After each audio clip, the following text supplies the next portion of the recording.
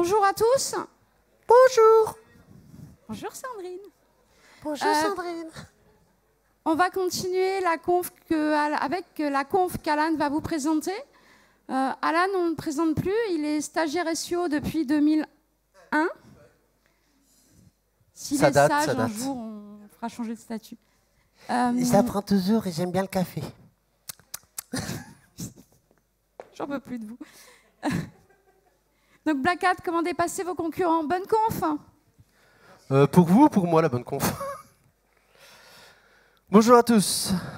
J'attends le feu vert de la régie, là-bas, c'est bon? On est bon.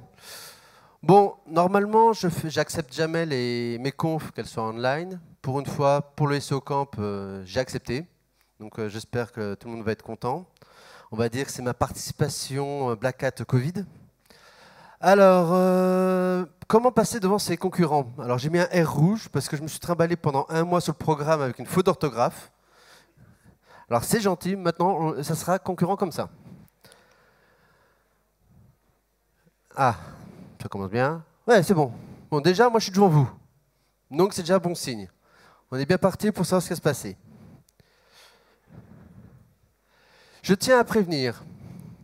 Cette presse est totalement, comment dire, politiquement incorrecte, crade, un peu d'adulte, normal, hein. Le X de Cladix, je pense que vous savez d'où ça vient. Donc, si vous êtes white hat ou quelque chose comme ça, c'est le moment de sortir de la salle.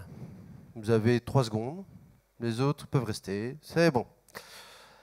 Alors déjà, je vais me présenter. Donc, on me connaît sous le nom de Alan Cladix. Ouais, la quarantaine bien passée, mais bon, j'en parlerai pas. Il y a le Covid en moi, mais c'est va. Je suis un vrai cancre à l'école, j'ai pas eu un cours d'informatique, j'ai à peine mon brevet des collèges. Voilà, je suis parfait exemple de ce qu'il faut suivre. Pendant 5 ans où j'ai fait le plus gros de ma carrière pour l'apprentissage, c'était dans le porn. J'ai adoré. Je me suis ramassé des taules pas possibles. Mais bon, c'était marrant. J'ai fait la plupart des concours de SEO depuis Mangeur de cigogne en 2004. J'ai des jumeaux. J'ai pas un public block network. Il n'y a que Elliot qui a ça. Moi, j'ai un private. On crée 300-600 sites semaine. J'ai plusieurs sites. Et bientôt plus d'entreprises en France. Mais ça, c'est une autre histoire. Donc, ceux qui connaissaient ma boîte française InvestoWeb, dans une semaine, en théorie, on n'entendra plus parler. Bonne chose. Je suis en République tchèque ou en Irlande. Vous me choisissez. Alors, torpiller la concurrence. Elle est où la présidente? Chiette. Donc, est-ce qu'on doit parler des trucs comme, je sais pas moi, fracasser un concurrent, le détruire, enfin, le nuire à tout va? Est-ce que c'est l'idéologie du SEO Camp? Tu vois, tu n'as même pas besoin de répondre. Je savais que tu allais être là, que tu allais... Donc oui, t'inquiète pas, Julie, ça sera juste un petit peu crade, mais on reste dans la déontologie. Déjà, la première chose, tu jettes pas ton Becherovka par terre, toi. Oh là là. Première chose, un concurrent qui vous passe devant, ça ne sert à rien de le détruire.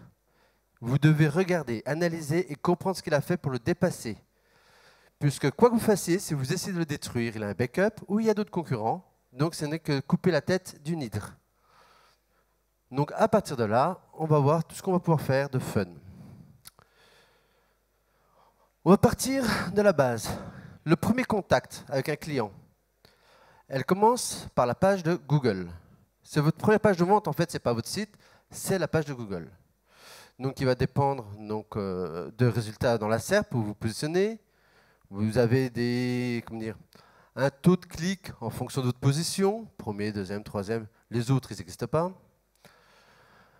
Il faut savoir que le taux de rebond, comme on parlait un peu tout à l'heure, Elliot, avec les histoires des clics, permettent d'influencer les sites. Donc, c'est-à-dire qu'une personne qui est troisième, si elle est plus cliquée que le deuxième, va passer deuxième, et ainsi de suite, on va pouvoir grappiller.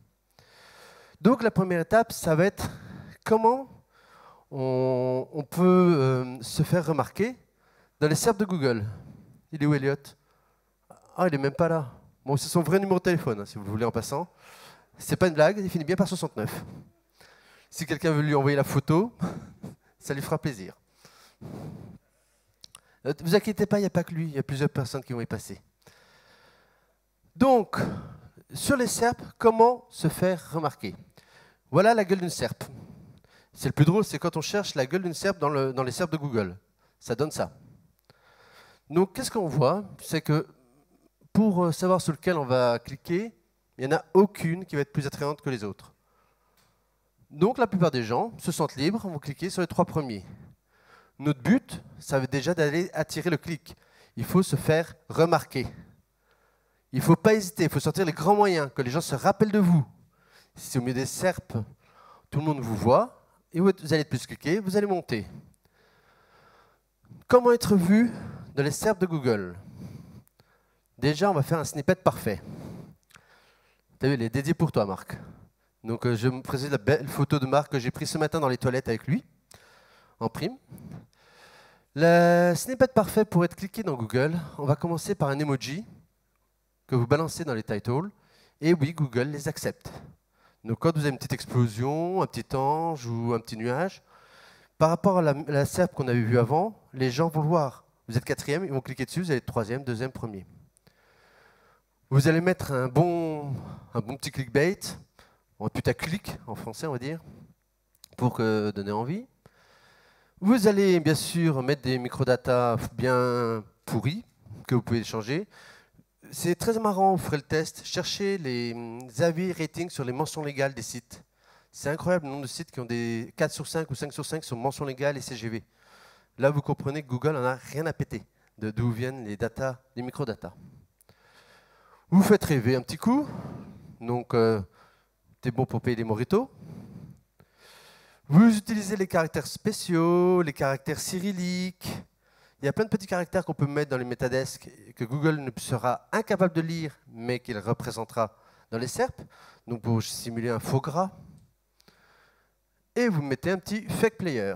Alors un fake player, si on va faire croire à Google avec un JSON-LD qu'il y a une vidéo sur le site, puisqu'on met une thumb, une durée, un média, mais Google ne le contrôle jamais. C'est pratique. Sinon, il y a toujours la petite astuce. Vous faites passer votre site, enfin votre page, pour une recette. Dès que vous passez pour le statut recette, vous avez automatiquement les thumbs, les microdatas et tout qui s'affiche.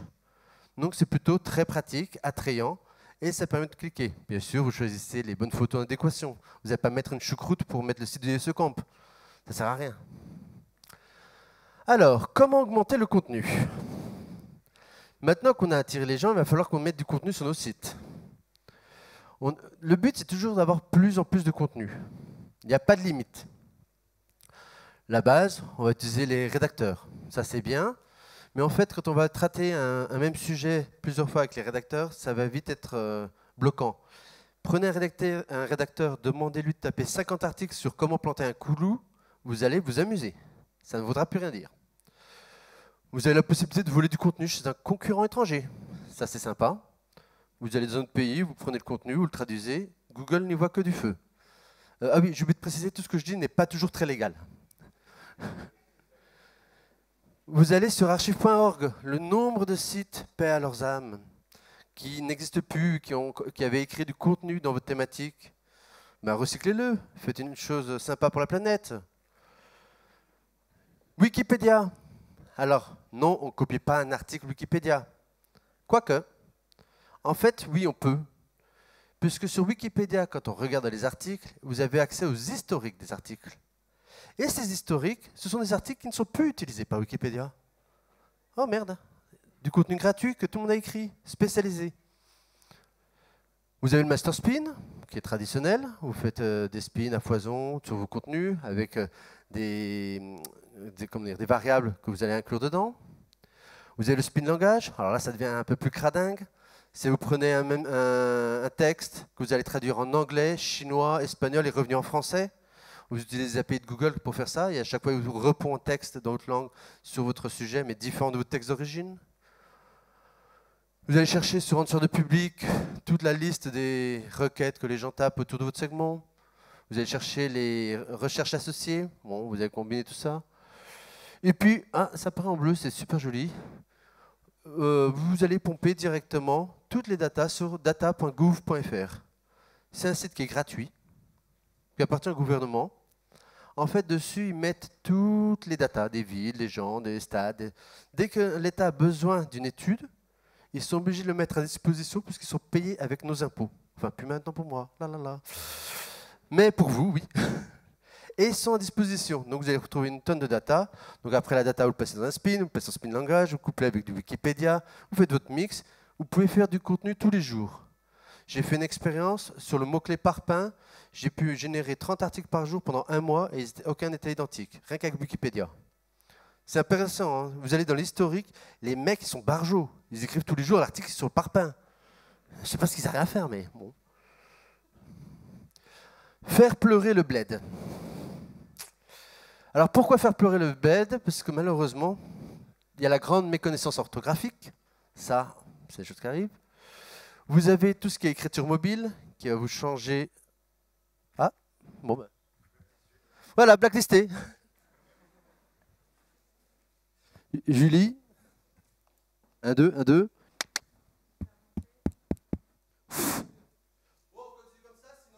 Ah mais non, pour le online. 1, 2, 1, 2. Moi, ça va. 1, 2, ouais, c'est bon. Alors, l'écriture téléphone mobile, on a tendance à abréger un peu. La reconnaissance vocale, il n'y a rien de plus con qu'un Siri qui retraduit maison par mais espace on. La dyslexie, alors eux, ils ont créé un mot qu'on ne peut pas écrire pour dire qu'on ne peut pas écrire. C'est quand même déjà beau. La phonétique, ça marche bien. Le dialecte, ah ben, entre un basque et un normand, ça va y aller, on rajoute l'écorce au milieu et c'est la fête. Ou le je m'en foutisme. Je tiens à remercier Benoît du Châtelet qui a corrigé mes slides. Donc si vous voyez une faute dedans, c'est de la faute à Benoît. Alors, petit cas d'école. Hop, j'efface. Ça, c'est intéressant pour comprendre la stratégie au niveau de l'écriture des mots-clés, parce que, bien sûr, entre deux variantes de mots-clés, il n'y a pas la même volumétrie. Et en fait, ce n'est pas une science, ce que je vais vous dire, mais c'est une sensation que moi, je repère depuis des années. Il suffit de connaître le plaisir que donne le mot-clé. On prend, par exemple, un mot-clé comme « impôt ». Ah, ça développe du rêve. Ça ne vous choque pas? Il n'y a pas d'accent circonflexe? Personne n'en a rien à faire parce qu'on n'aime pas ce mot. Donc, ça ne dérange pas d'écrire avec des fautes d'orthographe. Ah, inversement, solde d'été, les apostrophes et les accents, vous allez voir, ils apparaissent tout le temps. Il y a un énorme plaisir avec ce mot-clé-là. Et après, il y a des mots-clés qui vont avoir un effet saisonnier. École. Alors lui, il est marrant. De septembre à mai, c'est avec une faute d'orthographe. Et de mai à septembre, c'est bien écrit. Parce que pendant l'année scolaire, c'est les étudiants qui s'écrivent. Et pendant les vacances, c'est les parents qui veulent se débarrasser des enfants. Donc du coup, vraiment le plaisir sur le mot va changer l'orthographe de la manière où les gens vont écrire. Une fois qu'on a ce contenu avec tout l'orthographe, il va falloir le cacher dans le contenu. Parce que c'est pas terrible d'écrire un peu cradingue. Donc les différentes possibilités. On a les bonnes vieilles balises Alt et Title. Alors je mets quand même un petit haul là, puisque, oui, j'ai oublié de préciser, je travaille avec pas mal de marques connues. Et entre autres, on a eu un cas de figure. Le client, ouais, je ne sais pas si je peux le dire, parce qu'il y a du coup la vidéo. Bon, un client qui est dans le monde du surf, voilà, on va dire ça, qui est présent aux États-Unis aussi, et qui a eu la problématique de remplir les titles avec un peu de charabia pour les chercher. En fait, surtout pour les alt, s'est fait attaquer par les associations d'accessibilité, puisque c'était utilisé dans le cadre SEO et pas dans le cadre d'accessibilité pour remplacer les images sur les claviers aux personnes malvoyantes. Donc, ça a été en jugement aux États-Unis. Ça ne faudra pas se... Ouais, je pense que d'ici 3-4 ans, on va y avoir le droit pareil en France. Donc, on peut encore s'amuser avec, mais pensez sur le long terme, il faudra quand même mettre des vrais mots-clés et éviter les fautes d'orthographe. Dans le NoScript, ça marche toujours très bien, hein. C'est vieux comme le monde. Un bon vieux H1 avec un article dans le NoScript, surtout pour ceux qui adorent les sites en Full.js, ça marche très bien et c'est bien scrappé. Les commentaires, ça marche toujours. Hein, un bon vieux commentaire HTML avec 5 H1, malheureusement. Vous le testez, vous le mettez, vous attendez 2-3 jours, vous mettez le mot-clé dans Google et hop, la phrase réapparaît. Vous avez le bon vieux sitemap image et puis donc le déplacement CSS. Alors le déplacement CSS, c'est le fait de mettre en dehors du cadre visible de l'utilisateur. Ça marche toujours. Google est con, je suis désolé. Et le sitemap image et vidéo, ce sont les autres sitemaps que l'on peut utiliser. Il y a une partie description dans laquelle on peut mettre du contenu et décrire une image à foison et qui ne sera lue que par Google. On remercie Magic Manu avec son chat. Il est où? Coucou Manu. Je t'avais dit que tu serais. T'es beau. Je parle au chat. Donc, on va aussi parler du cloaking. Alors, on va commencer par l'ancienne version du cloaking. Ouais, il faut que je me dépêche un peu quand même. On a un site. C'est un bon début. Sur ce site, on va procéder à un système où on va mettre ce qu'on appelle un cloaker. Oui, parce que qu'est-ce que c'est le cloaking? C'est de présenter un contenu différent entre les moteurs de recherche et les utilisateurs. Donc là, ce que je vous montre, si vous l'appliquez à la lettre, vous allez vous faire pénaliser. Je vous le dis tout de suite, c'est juste pour l'explication. Après, je vous montrerai des solutions. Donc, on va analyser qui va dessus, sur ce cloaker, à la base. Si c'est Google... Ah, non, il n'y a pas de faute, hein, le T, il a la ligne. Et on l'envoie donc sur une page de contenu, blindée de contenu. Comme ça, on est sûr que Google va bien comprendre ma page. Si c'est un utilisateur, il va dessus. On va lui présenter de la photo.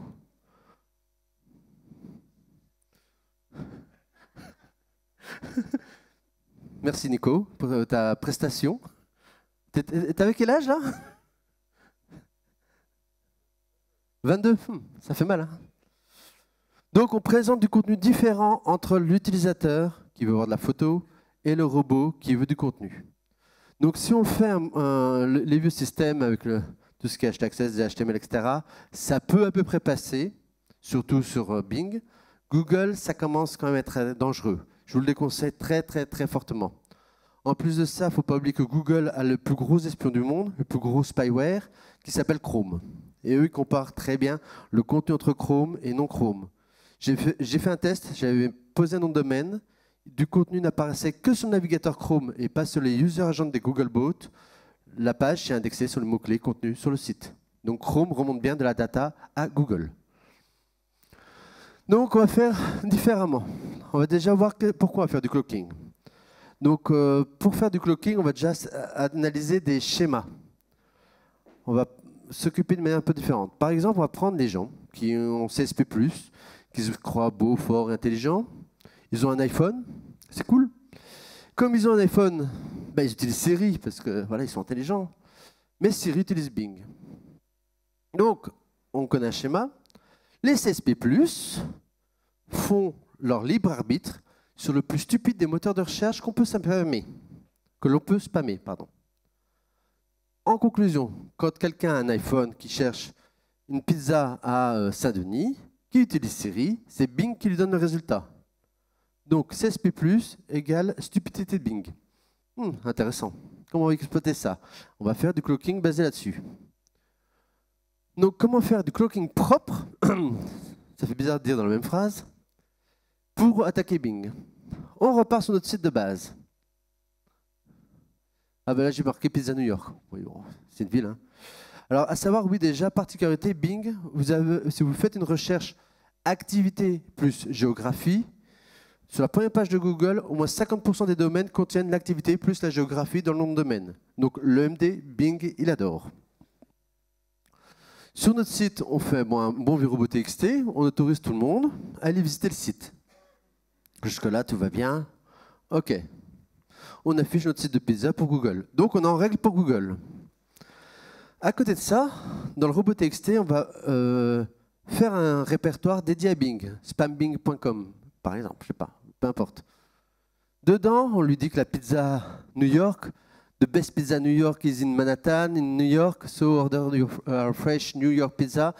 Ouais, j'aurais pu le mettre en français. In the most famous pizza of New York, blablabla, pizza New York, blablabla. 50 000 fois le mot pizza New York. Du coup, avec mon EMD et le contenu, on est promis sur Bing, parce qu'il est très très teubé. Avec le désolos qu'on a collé là pour le Googlebot, forcément Google ne va pas nous pénaliser puisqu'on lui interdit de visiter ça. Donc Google ne peut pas nous pénaliser pour le cloaking qu'on fait par notre moteur. On se positionne sur Bing, on récupère les utilisateurs qui viennent de Siri, on les renvoie sur le site, hop, on est premier et on a respecté les règles de Google. Donc là, c'est juste pour vous expliquer qu'on définit des schémas et on va monter des solutions. Après, on peut faire encore des trucs plus simples et plus efficaces. J'aime bien commencer par les trucs chiants. Petite astuce, le détail summary. J'en ai déjà parlé quelques fois. Quelqu'un connaît ça ou pas? Ah, bien Manu. J'ai bien fait de te mettre en photo. Tu l'as déjà testé, ça marche? Ça marche bien, hein? Voilà. Donc ça, c'est typique le genre de page que les utilisateurs, quand on veut faire des taux de conversion, veulent. C'est un titre simple, compréhensible par n'importe quel niveau intellectuel, avec un choix simple où on clique. Facile. Donc ça, c'est ce que les utilisateurs ont besoin. Le problème, c'est qu'un moteur de recherche ne comprend rien là-dedans. Mais pas besoin de faire de cloaking. On utilise une balise HTML5. Le HTML5 contient de nombreuses balises sémantiques qui s'appellent Detail Summary. Et la particularité, ça va être très chiant si mes ce temps-là à écrire. J'ai oublié à quel point PowerPoint c'est... Allô? Bon. Alors, on a la balise détail là au-dessus, qui va réapparaître ici par la suite, qui va se fermer là. On a la balise summary, quel souhait veux-tu réaliser, qui correspond au titre qui est là. Et tout le contenu qui est en dessous ne s'affiche pas sur le site tant qu'on ne fait pas un clic sur le titre. Et la particularité, c'est qu'au passage à la souris, le titre ne change pas votre souris. Donc personne ne sait que c'est cliquable. Petite particularité supplémentaire, rien ne vous empêche sur le summary de rajouter un on-click false. Submit false. Donc du coup, personne ne peut déplier. Et tout ce contenu-là, il est pris parfaitement dans Google, puisque le data summary, c'est pour définir l'âme de la page. De quoi parle votre page? C'est exactement ce que Google cherche. On peut le blinder de contenu, on peut mettre tous les mots-clés, les noms des competitors, des concurrents et compagnie, et références directes. Je donnerai des sites pour ceux qui veulent voir en dehors. Si un exemple, si vous avez sur votre téléphone un peu de porno, tiens, cam-5.fr. Si vous voulez jeter un coup d'œil, c'est un site porno. Vous allez voir, il n'y a que des nénettes à poil quand vous affichez. Il y a une seule page. Vous affichez le code source, il n'y a que du texte. Ça utilise ça. Une autre manière de faire du cloaking, qui se révèle, qui commence à marcher, c'est toujours en test. L'IPv6, oui, parce qu'aujourd'hui, un site est accessible en IPv4 et en IPv6. Et, une grande chose, Google adore scraper en premier en IPv6 quand l'IPv6 est disponible. Et s'il va visiter un site en IPv6, il ne le recontrôle pas en IPv4. Donc, ce qui veut dire que si on fait un site en IPv6 avec du contenu, en IPv4, on n'affiche que des images. Ça marche très bien. Sachant qu'en plus, on ne peut pas déclarer de site IPv6 only dans la Search Console. Vous devez l'avoir IPv4. Mais il ne fait jamais la jonction entre les deux. Bon, là, c'est pour expliquer voilà, le fonctionnement. Là, j'ai mis les URL pour aller visiter. C'est Google qui explique comment faire. Hein. Je ne suis pas embêté là-dessus. Donc, c'est une manière de faire un système de cloaking. En plus de ça, le gros intérêt, c'est qu'un site en IPv6, aujourd'hui, vous prenez tous les outils que l'on connaît, de SEMrush, Majestic, je vais passer tous les noms, voilà. Aucun d'entre eux ne scrape en IPv6. Donc, le linking, le maillage, le contenu est totalement invisible tant qu'on ne connaît pas l'adresse IPv6. Donc, il faut aller faire un dig sur chaque domaine pour le connaître, alors que Google, lui, va privilégier l'IPv6. C'est bien ça, pratique. Linking naturel. Maintenant qu'on va faire un peu de linking. Alors, pour ceux qui me connaissent, ouais, je suis un peu dans le lien de temps en temps. Et j'entends souvent parler du linking naturel. Alors, le problème, c'est qu'on va remettre les choses au clair. À chaque fois que j'entends parler de linking naturel, c'est « je veux que des liens d'autorité, je marque à fond mes traits ». Ben, je suis désolé, mais si on marque tous les traits à fond, on voit que c'est un peu fake. Légèrement. Mais Google, c'est pareil.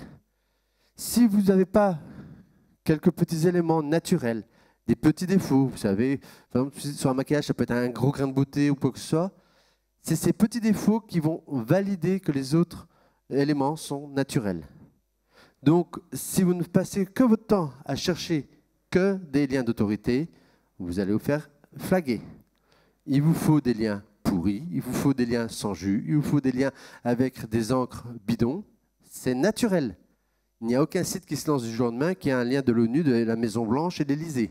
Non, ce n'est pas naturel. Où trouver du lien? Je ne sais même plus à qui je l'ai dédié, celle-là. Oh, on verra. Donc déjà, on a un site. L'histoire des liens, c'est une histoire de jus. C'est un peu les vases communicants. On va pousser d'un côté à un autre. Ah, si, c'est. J'espère qu'il est dans la salle. Bon, on verra quand on verra la photo. Donc, le principe des vases communicants, chaque site a un indice de confiance et va donner une partie de cet indice de confiance en faisant un lien. Donc, il y a la première partie, c'est la technique des white hats. Asni, il est là? Hello, Asni. Les white hats, leur technique, c'est ils mettent un cierge, ils prient, puis ils espèrent que quelqu'un va leur faire un lien sur Mutuelle Normande pour les voitures recyclées, je ne sais pas quoi, et ils attendent. Ils essaient tout, hein, même les costumes. Mais ça marche, Asni, au fait, mettre un... Non? Bon, technique white hat ne marche pas. Après, il y a le spamming d'annuaires et de commentaires. Comme le disait tout à l'heure Elliot, ça marche toujours. On a beau dire ce qu'on veut, mais ça marche toujours. Il ne faut pas abuser. Moi, perso, j'utilise ça pour toutes les encres non optimisées, pour faire mes défauts. Mais les visiter sites, cliquer site, acheter, je n'aime pas, je balance ça dedans. Vous avez les sites des villes qui ont leur légitimité. C'est-à-dire que, par exemple, vous avez votre activité, c'est un artisan en Saint-Denis. À tous les coups, il y a un site qui me réunit tous les artisans de Saint-Denis. Vous pouvez avoir un lien gratuitement, qui est d'autorité et compagnie. Vous avez l'achat de liens. Oh, mon Dieu, dire qu'il y a 3-4 ans en arrière, dire ça au SECAMP, c'était tabou. Et maintenant, 90% des sponsors sont vendeurs de liens. Merci. Avoir un ami qui vous fait un lien. Alors, à savoir que quand on a un ami sur le web, on est sur du business, on va essayer de l'entuber. Hein, donc on va éviter de faire un échange direct, parce que là, le lien s'annule. Si on a un vrai ami et qu'on veut l'entuber, c'est beau. On crée un sous-domaine qu'on va l'appeler monamipréféré.monsite.com, sous lequel on va faire notre lien et qui va passer sur le site et qui va revenir sur le nôtre. Comme ça, à l'arrivée, on prend le cumul au lieu d'échanger. Et surtout, on met des capotes partout. Un bon réel nofollow sur tous vos liens sortants pour éviter que vous donnez votre jus aux autres. Il n'y a pas que le Covid, hein, il y a aussi le sida, n'oubliez pas. Après, où acheter des liens? Putain, là, j'ai fait ma BA du jour. Où acheter des liens? Les gens me regardent tout de suite, Alan. Alors, Links Garden, Next Level, netlinking.fr, Devling. Et en dessous, désolé, j'avais pas de stand, donc j'ai fait une photo comme ça pour chez moi, achat SEO. Tous les gens que vous voyez ici, la plupart, je pense que s'ils sont là depuis plus d'1 an, ça veut dire quand même qu'ils connaissent un peu leur secteur. Vous pouvez essayer. Dans tous les cas, il est important de varier, de ne pas toujours acheter au même endroit. Comme ça vous évite d'avoir des patterns de liens qui sont propres à tel ou tel marchand ou quoi que ce soit, et ça vous rendra plus naturel. Il n'y a pas vraiment de concurrence. On a beau dire ce qu'on veut. Après, une autre technique. Faire des liens avec des PDF. Oh, vous avez déjà dû voir dans Google, les PDF s'indexent parfaitement. Donc, si jamais je fais un bon PDF, les statistiques de gens qui viennent au SEO Camp et qui sont en train de transpirer comme des phoques parce qu'il fait chaud, on fait un bon PDF là-dessus, on met des liens vers le site du SEO Camp, on va essayer de le mettre sur plein de sites comme ça. Oh, c'est chiant PowerPoint. Et on ne peut pas passer à Linux. Franchement. Allez, 1, c'est 2, c'est Internet Explorer. Asni Explorer 6.0. Voilà. Donc sur chaque site où on va mettre notre PDF, on va gagner du coup un lien de ce site-là vers notre site. Donc à chaque fois que vous allez pouvoir pousser ce PDF, vous gagnez de l'autorité. Dans la théorie, on se dit ouais, c'est un peu chiant à faire, c'est long. Mais en fait, c'est super simple. Parce qu'après, une fois qu'on a défini notre PDF, On fait un petit doc dans Google. On tape par exemple site de .gov, file type de .pdf, et on liste tous les endroits sur le site du Gouv pour uploader un PDF. C'est gratuit et vous avez votre lien directement d'un .gouv. Alors c'est qui le boss? Il est où, Kovan? Oh. Ah, il n'est même pas venu, l'enfoiré. Bon, au-dessus de chez Hachier, oublié. Voilà, c'est pas lui. Le hacking et les malwares, c'est un autre point que je voulais traiter. Donc, est-ce qu'on va parler de ça? Pourquoi on va parler de ça? Donc, il a fallu que je me protège, puisque je voulais parler un peu de hacking, mais si je ne mets pas un peu de déontologie, après, je me fais taper dessus. Donc, pourquoi je vais parler de hacking? C'est John Mueller qui expliquait que un site qui est blindé de malware, qui est hacké, qui est en 500, etc., peut se faire déréférencer de Google. D'ailleurs, John Mueller tient un site, un blog perso, johnmu.com, avec une page dédiée à tous les outils parce qu'il encourage les gens à contrôler par eux-mêmes leur site. Voilà, j'ai fait ma petite période de déontologie. Je peux aller dans le crade maintenant, Julie? Merci. Alors, là, ce que je vous montre, c'est tiré d'une conf que j'ai fait en live à Kiev l'autre fois, sur le hacking. Et du coup, ce que je vous montre là, ce sont des captures d'écran de ce que je faisais en live pendant la conférence. Donc, on a été sur le site du Musée national d'art d'Ukraine, Manu, il s'appelle. Non, c'est pas toi. Mais ce site-là, qui se trouvait en fait à 100 mètres de la salle de conf, avait un moteur de recherche. Et j'aurais montré ce qu'on pouvait faire avec. Premier truc, on fait une recherche. Ça c'est balèze. On constate que si on met une tonne de contenu, le contenu est affiché. Pourquoi c'est intéressant? Parce que cette page-là, tout l'élément de contenu passe dans l'URL, en get, pas en post. Et cette page-là, si je la copie-colle, elle est bien en 200. Donc c'est-à-dire qu'elle est indexable, visible, elle est statique, quoi. On pourrait presque dire statique. À chaque fois qu'on vient par ce lien-là, elle est statique. Donc un petit bit.ly sur cette page-là. Allez hop, on fait un petit bit.ly. Ce bit.ly, bien sûr, on va le glisser sur 2-3 sites pour forcer Google à le suivre. Et du coup, à chaque fois qu'il passe, il va générer son contenu. Donc, il va avoir mon contenu.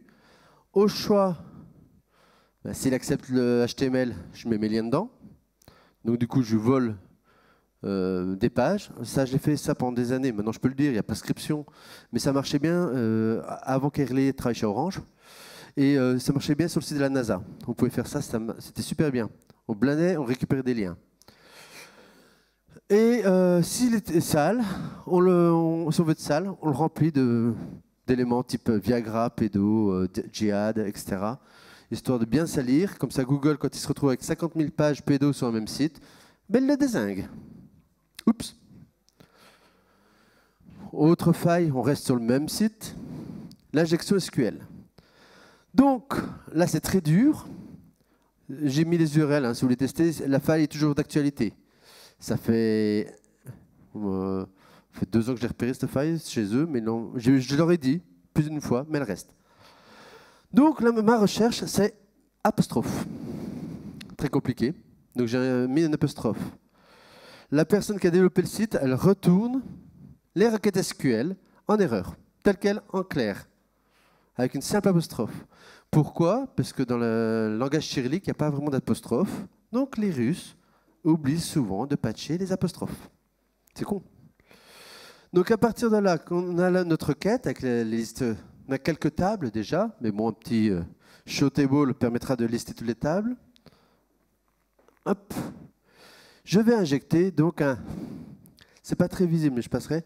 Étoile apostrophe or pourcentage égal. Ce qui veut dire qu'en gros, je dis que j'affiche tout à partir du moment que ça répond à quelque chose. On va faire court, avec la variable joker. Donc la recherche, je l'écris vraiment telle qu'elle. Hein. Étoile, machin. Qu'est-ce qui se passe? J'ai pas affiché. Ouais, voilà, je raffiche en mode lecture, parce que oui, la requête apparaît plusieurs fois. C'est un peu chiant. L'URL aussi. Quand on clique dessus, ça permet de générer en temps réel. Donc ce qui se passe, c'est qu'il affiche effectivement dans le moteur de recherche toutes les pages du site. Du coup, on accède à tous les éléments de contenu. Pourquoi ça devient intéressant? Parce que du coup, je peux rajouter des parenthèses dans ma commande et je peux faire des insert, delete ou update.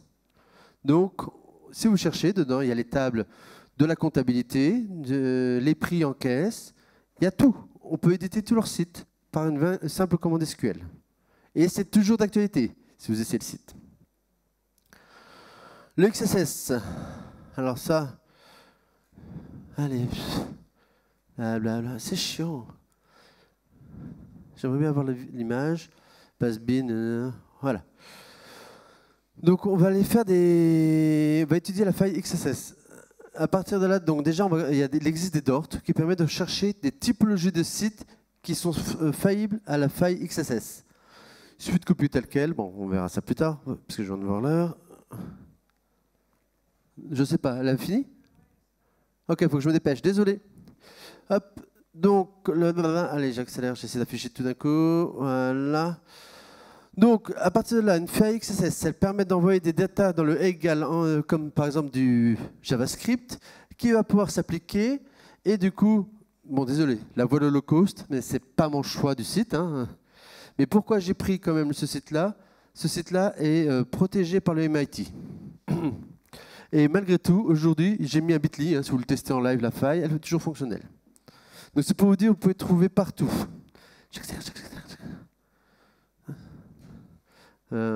Donc là, comment faire générer des backlinks.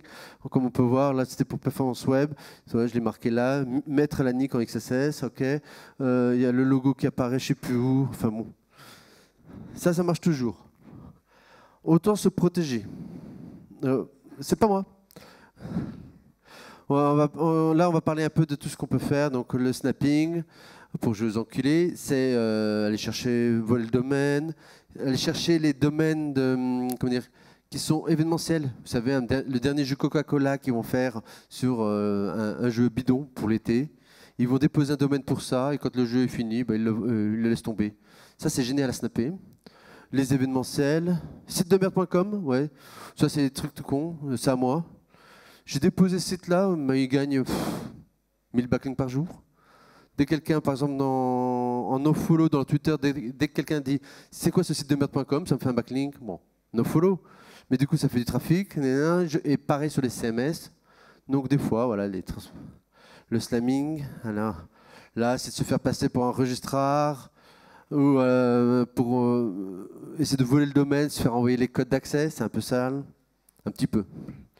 Le brandjacking, donc c'est voler un domaine, déposer son concurrent, utiliser Internet BS parce qu'eux ne remontent aucune information utilisateur, déposer des marques connues, créer des faux cabinets d'avocats pour attaquer les marques connues, pour récupérer les marques connues.